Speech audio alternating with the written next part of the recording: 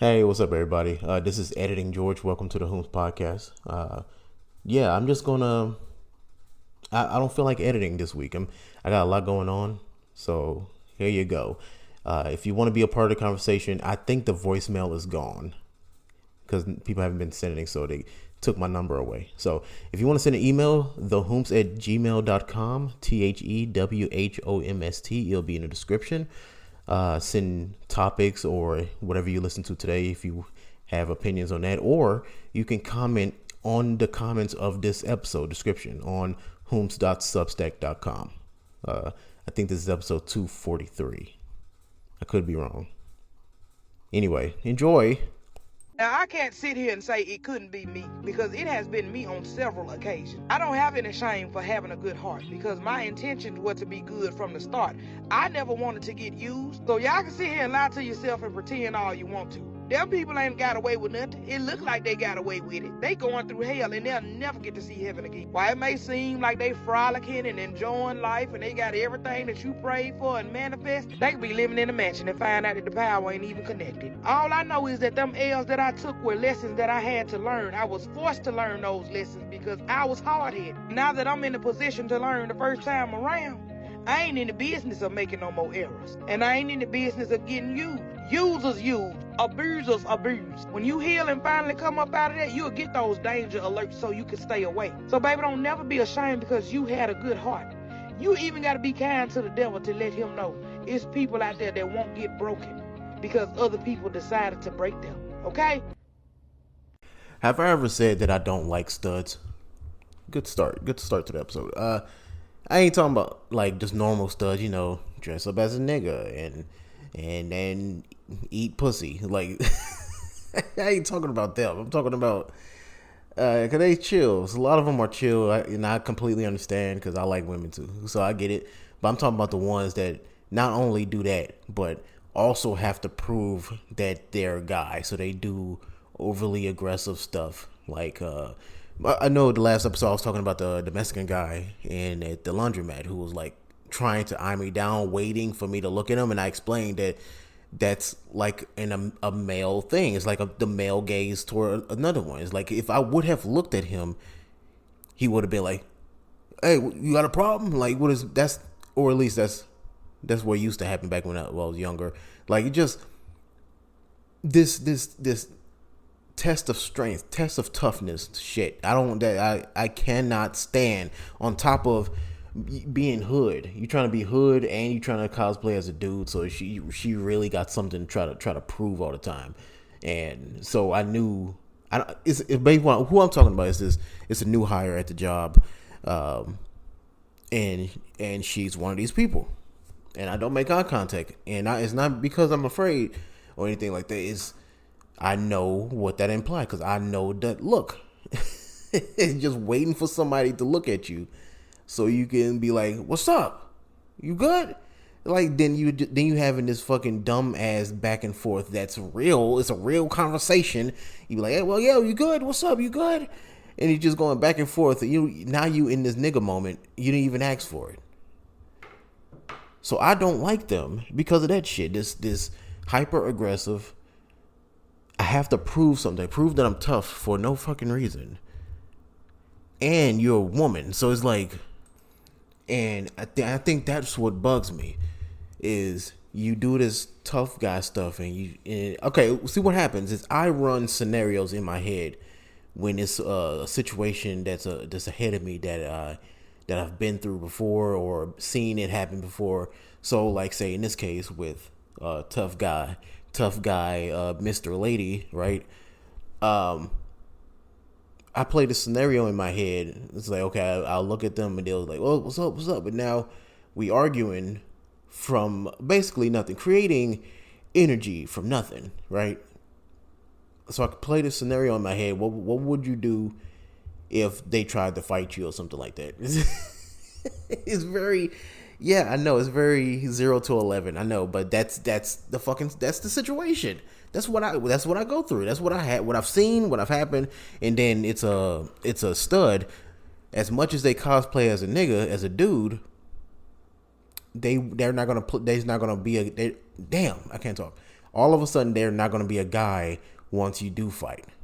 Once you get into fight mode, it's either you're going to get beat up by a woman or you beat the shit out of a woman. It's never like, hey, yeah, I mean, she was acting like, well, like, it's never going to be that, all right? And what I don't like, you'd be like, somebody said, like, oh, you could just walk away. You could just ignore it. But then, now you're getting punked by a woman. It's like, you can't fucking win, man. That's why I hate them. Because I know that they know that I know that they playing the system. What game is that? It's the game of gender roles and advantages. It's the art of war. That's what it is. They know that they're taking advantage of this situation. They can be as tough as they want to because win or lose, that guy is a lose situation for him. And they know this, so that's why they do it. It's the same concept as the people who like argue with cashiers and try to like say some shit and blow up, cursing people out, cursing out the cashier or whatever, knowing that, yeah, they could react, but they have more to lose than they do. So it's like, I don't really take people who tough at stores and yelling at the cashier unless the cashier literally did something to them. But most of the time that you see people arguing with the dollar store cashier, right?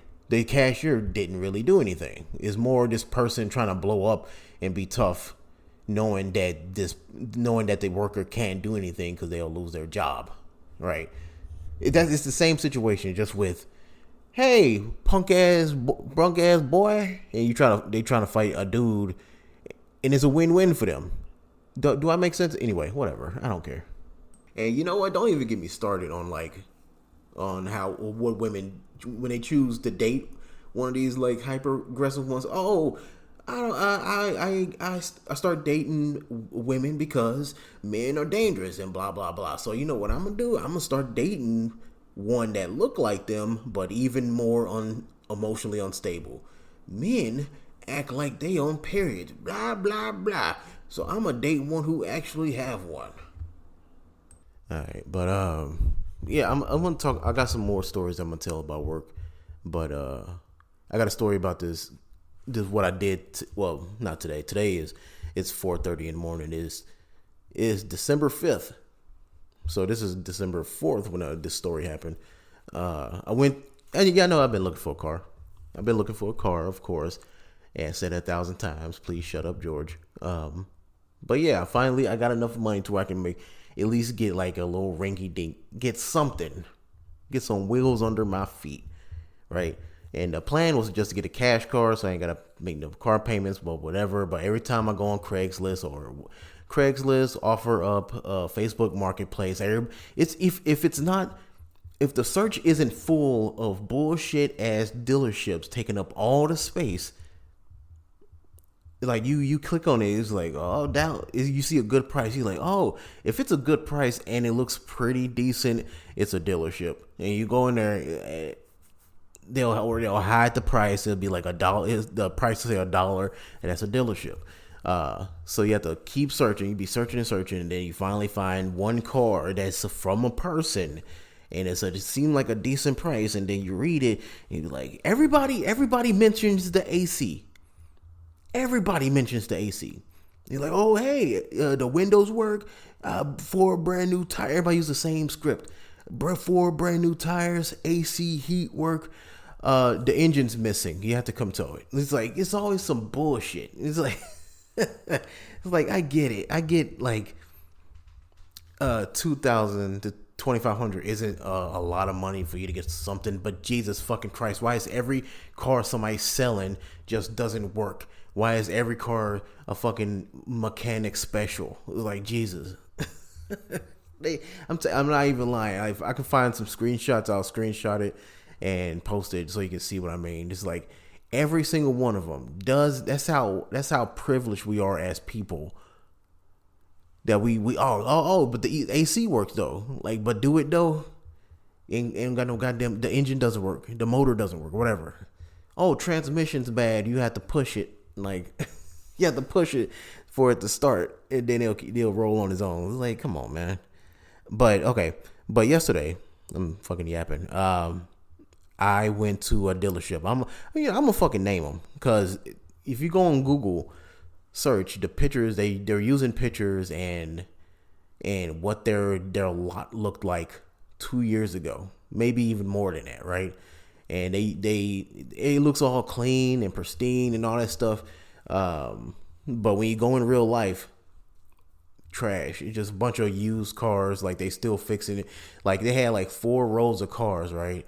And I went to go look at the back 2 rows, all cars being fixed on. It's like it's like that. Those cars are never gonna come out. So they only got like 2 rows of cars. And I'm not saying that I wasn't. I was pretty interested in about like 3 of them. And of course, I got a little bit of a bias towards Kias. So it's like I saw like 3 Kias that I wanted. One of them was still being worked on. One of them was a stick. And the other one was not a Kia Soul, but it was a Kia Sonata, which is a van, which I wasn't really down. I was okay to try it out or whatever. Just because one, I do want a van because I like the storage, take the seats out, whatever. Be able to have that because people don't understand it. I'm gonna post a picture of the Astro van that I like. I like the Astro van because it's just something about having that ability for anything to happen, right? I can just put my most important stuff in this giant cargo van, right? And just do whatever I want to. Just dip and just like put some gas in the car, fix the car up, the van up, and just kind of go wherever I need to. Like say something happened here and I can just throw my stuff in the van and I can go drive 10 hours to go stay with my sister, something like that, right? I have that freedom, it's useful. That's what I like about it. I don't give a fuck about no Charger or some Benz with some like combination of numbers for a name. Like I don't give a fuck about that shit. Give me a van, give me a nice little van. But anyway, 3 Kias, 1 stick, one auto but being fixed, in a van. And I saw a Prius as well. I was interested in that as well. But the one thing I went there, and I know it's not a cash car. I'm trying to avoid monthly payments. So why did I go to a car dealership? Because the prices were for these cars was like $4,000, $5,000, nothing. So I'll put down like $1,500, $2,000 on it, right? Half the price is already gone.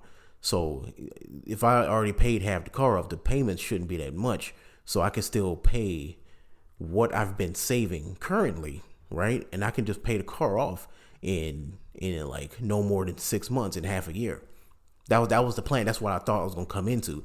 But I did some research and stuff like that because I haven't really bought from like I bought from like pseudo used cars dealerships that's more pristine than this one anyway. So their price was a little bit higher and the cars are more reliable. So this one I was like, oh, the price is so low.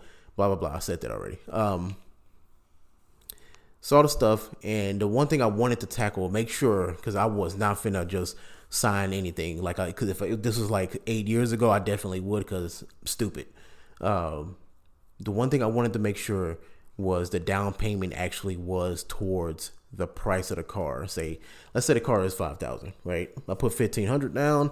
That's $3,500. So I'm thinking, okay, y'all do in-house financing. Are we gonna finance for $3,500, or even if it's a few fees, it's gonna be like maybe $3,800, whatever. Not that much, right? I asked him this first thing. Because they heard when I called them and I asked them, hey, I'm interested in that car. Yeah, I'll be up there in like an hour. They took the car to an inspection place. They paid for inspection. I'm pretty sure some under the table, hey, just pass it bullshit, right? He showed me the receipt. Oh, $25 inspection.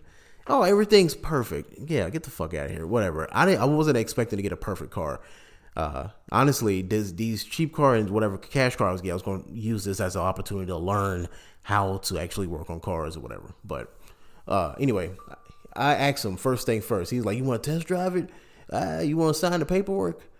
I was like, I ain't be real with you. I don't want to waste time. I kind of just want to see how much is this down payment actually going to go towards the price. And he initially said yes, but then there was a big old South African ass, right? He was like, oh, Yeah, it's gonna be that. So the car price for the Kia Sedona, the van, it was 4,800. So 1,500 down. That's 3,000 to wait, no, 4,300. No, 3,300. Yeah. Yeah, there you go. 3,300. Jesus Christ. Right? It's early in the morning, y'all. My fault. yeah, 3,300. I'm not tripping. Okay. So he was like, yeah. The price, the down payment will go towards the car, but there will be some fees or whatever. And I'm thinking, okay, I'm expecting some fees, some made up shit like, oh, inventory change fee or government taxes, all that shit, right? But what I wasn't expecting for them to try to sell a warranty to me, sell a warranty and whatever extra fees that ended up being the exact same price as my down payment. And I don't know how standard that is, right? But I was like, hey, let's take the warranty off. Because it's an old ass car anyway. It's got like, I think it was 150,000 miles on it. That engine shot anyway. So I feel like that look, he's called me dumb, whatever. But from the stories I've heard, a lot of times these warranties don't really work anyway. So I feel like I could just save the money. I'm not planning on using the van that much anyway. I just want to have a car, especially because it's getting cold or whatever, right? So if it breaks down, I still got the bike. I can go to work. That's all I do anyway. So I was down for that. But I asked him, hey, take the warranty off, and we fucking sat in that thing for 30 goddamn minutes while he tapped away on the phone and oh shit, I didn't explain what this place looked like, which I should have left. I should have never even came in the first place. Cause look, when I first called, cause I couldn't sleep yesterday for some reason. I got off work. It's my off day. For some reason, I just could not sleep, and I was up at like 3 p.m. And I was like, fuck it. Because I did the application for financing like 5 days ago, and I expected them to call me. Because I did one for another place, and they called me like within 30 minutes, right? They weren't even open yet, and they called me. But they was too eager, I feel like, so I ignored them. But this place just didn't call me, so I'm thinking, oh, I might have got it like rejected or whatever. So I called I called a number, and this dude picks up the phone like, hello? I'm confused as shit. I'm thinking, oh shit, is this like, I thought it was somebody's house phone or something. I was like, is this Solo Gold, Solace Gold or something like that? He's like, yeah, yes, the African dude. Yes, this is it. I was like, hey, blah, blah, blah, financing, whatever. We talk about it. I come in. I come to the place. Like I said, it looks like it's aged 10 years from the pictures that's on Google, right?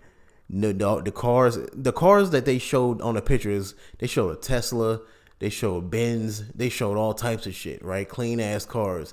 But I get there, I already explained what type of cars is there. Nothing like that.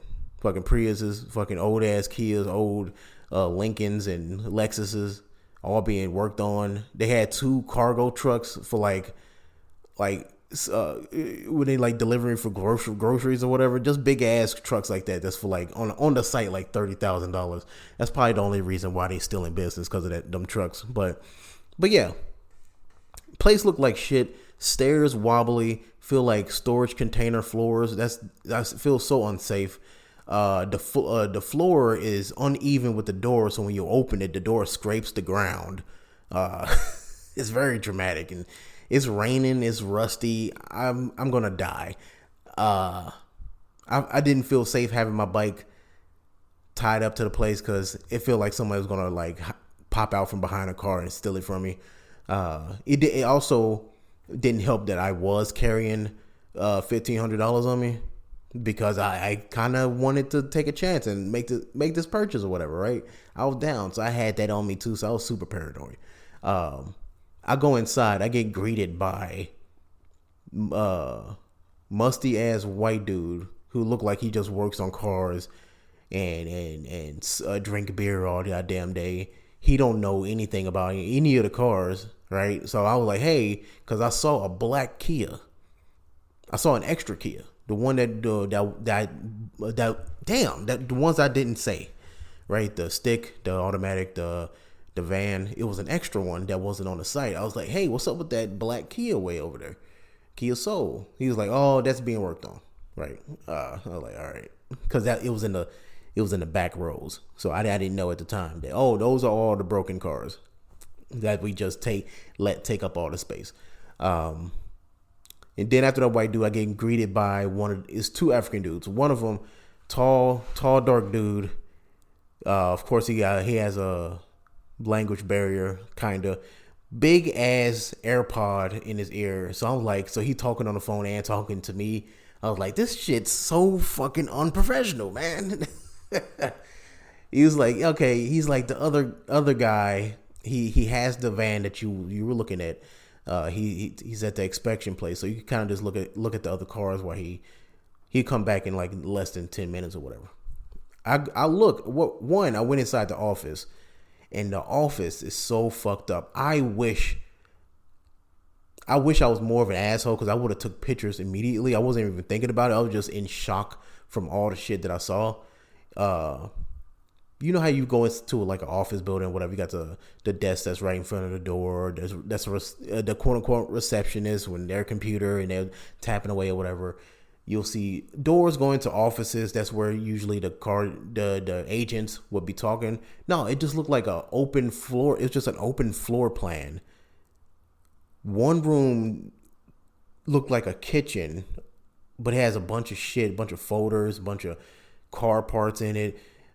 In the hallway, there's car batteries. I don't even know you could do this, but it was just car batteries attached to the wall. They were just plugged into the wall. I didn't know you could just do that. I don't know, whatever. It looked like a mess. They were like on the floor. It looked very unsafe. The only expensive thing I saw was a Mac, like a giant Mac computer.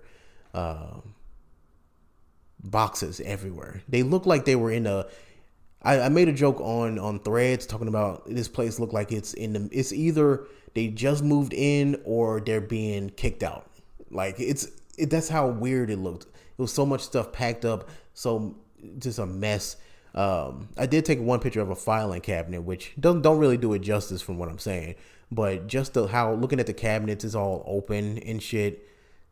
Very sketchy. I don't know why the fuck I even played along, but I don't know, man. I thought maybe, okay, y'all just on hard times. Y'all just need a few good sales, and y'all just good people with, I don't know. I don't know what the fuck I was thinking. Let me just play along, right? All right, so fast forward. The guy comes with the car. I told you we shook hands and we talked about I don't want to waste time and I just want to make sure, do the numbers, stuff like that. We waste 30 minutes up in his office for us to finally, because at first it was supposed to be, okay, yeah, you can do $170 a month, whatever, for this car. But I was like, I didn't want to finance for $5,000. I wanted to finance for the difference after I paid my down payment. I wanted that money to go towards the car, so I wanted to only finance for like $3,300, and then we can still do shit. We can even do $200 if we really had to. If he would have did that, I would probably have a car right now. But they didn't do that. So when I asked them to take that warranty off, because the warranty and whatever fees, like I said, was like $1,500. So now they're financing for $5,000. That's what they're trying to do. Even when he quote unquote took it off, right? Now the monthly, he was like, okay, we can do a deal where 18 months, year and a half, $262 a month, which compared to my most few recent car notes isn't terrible. It's not. But when I did the math, because if initially once he gave me that number, which was higher than another one, when we're supposed to be financing for a lower cost, I just walked off. I was like, all right, man. After wasting an hour, I just like, all right, man, I gotta go, and didn't say anything and just left. Right. I did the math when I went to Kroger's to grab me something to eat. $260 something times 18 is like roughly $4,700, almost $4,800. So he's still trying to sneak in the fucking $5,000. Like, what the fuck is wrong with y'all? What an asshole. And you know what? I'll admit, I don't know much about like the business of cars, used cars or whatever, but it feels like a scam. Even if the warranty stuff is like you're supposed to, you legally supposed to add it on and blah blah blah, right? Then put that on the car price. Put that on the car. That's my problem. If we have to have it, then put it on a car price. If not, then you're trying to scam us. All right. When you could just easily just make the car a little bit more expensive if you're trying to cover for like expenses or trying to profit or something like that. Just make the car a little bit more expensive, and then when somebody brings a down payment down like I did, it won't feel like a fucking scam. It don't feel like you just putting in these hidden fees. Like, I don't know. I'm asking for very simple stuff, but whatever. I don't know business. Yeah, but you know what? I guess it's a whole different day now. It's now the 7th that I'm recording this. I had a pretty long weekend. A lot of TikTok, trying to get a lot of writing done. But boy, my energy is so messed up because you probably won't hear another episode until early January because they got us working. Well, me personally, because they changed everybody's stuff up randomly.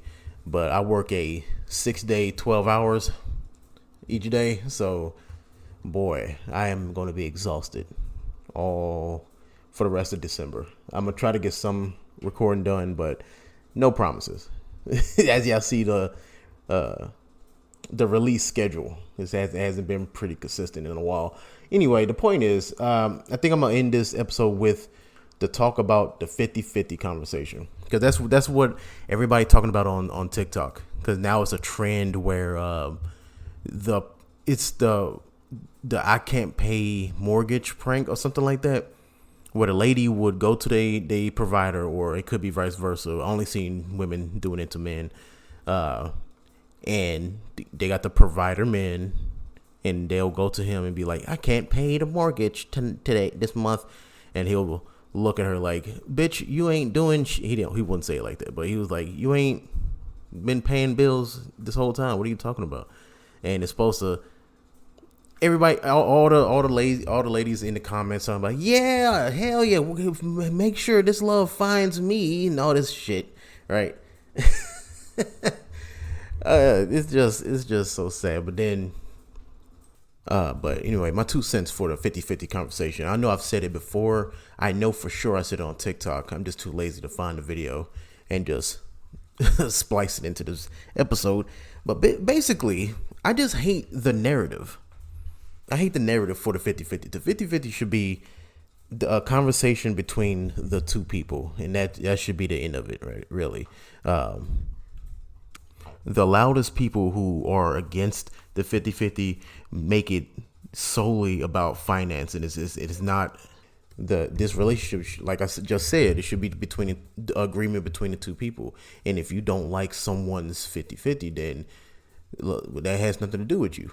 So that's where all these arguments come from. And then usually it's like either men calling the women who want to provide a man lazy, or it'd be the other way around, where the women are calling the dudes who don't want to do the provider man thing broke.